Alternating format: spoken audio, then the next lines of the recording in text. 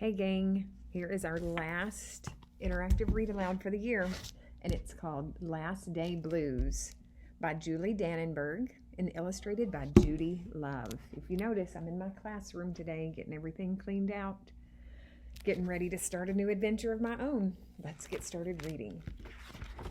Last Day Blues.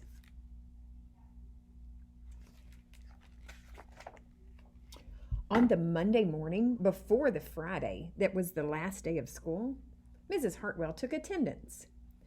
She sighed as she called out the last name. "I'm going to miss all of you," she said. Boy, I know how she feels. The kids nodded in agreement.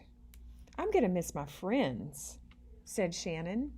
"I'm going to miss Daisy," said Dan. "I'm going to miss chocolate milk and pizza for lunch," said Joe. Everyone felt a little blue thinking about the last day of school. Even Daisy. Are you feeling like that? Because I certainly am.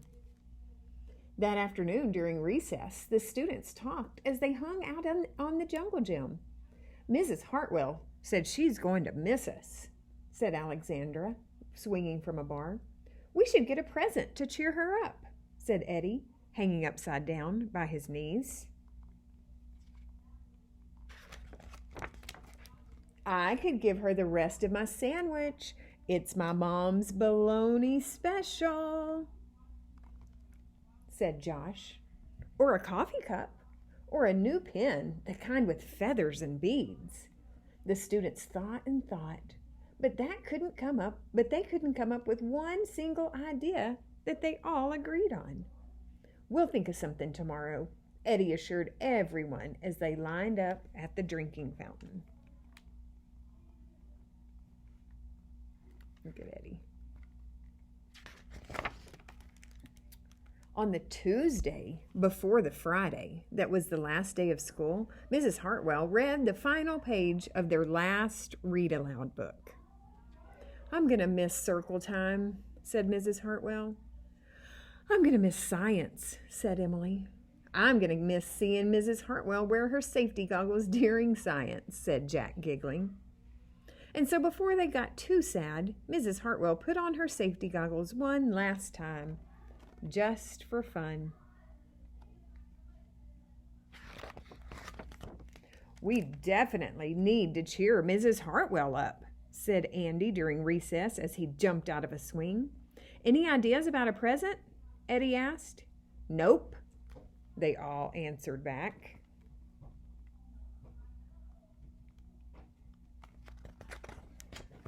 On the Wednesday before the Friday that was the last day of school, Mrs. Hartwell brought in her super-duper sugar cookies with extra frosting. "I'm going to miss snack time, but I can't wait for barbecues by the pool," said Jack. "I'm going to miss recess, but I can't wait to play hide and seek outside after dinner," said Alexandra.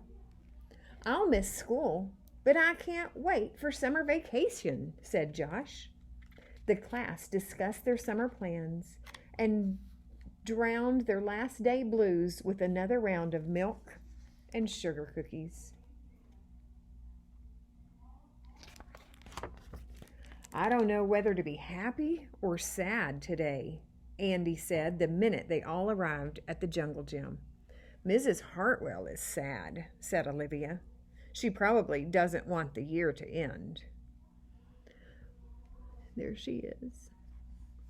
"While we're swimming, she'll be reading her old lesson plans," said Walker.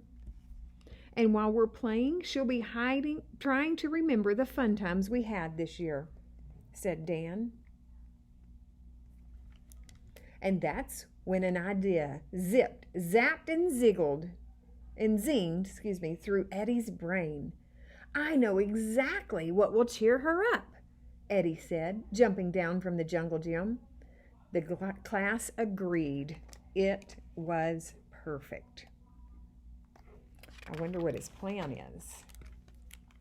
If it's a parade by the teacher's house, That's going to be the most amazing gift ever, but I bet she doesn't get a parade like I did. On the Thursday before the Friday that was the last day of school, Eddie raised his hand right after Mrs. Hartwell started language arts. "We need some privacy, please," he said. And so Mrs. Hartwell took down bulletin boards with her back to the class.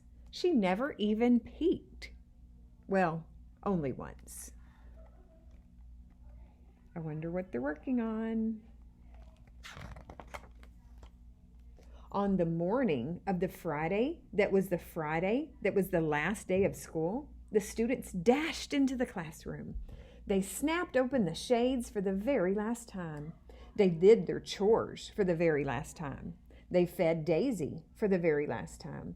And as soon as the bell rang, they couldn't wait for Mrs. Hartwell to see her present for the very first time.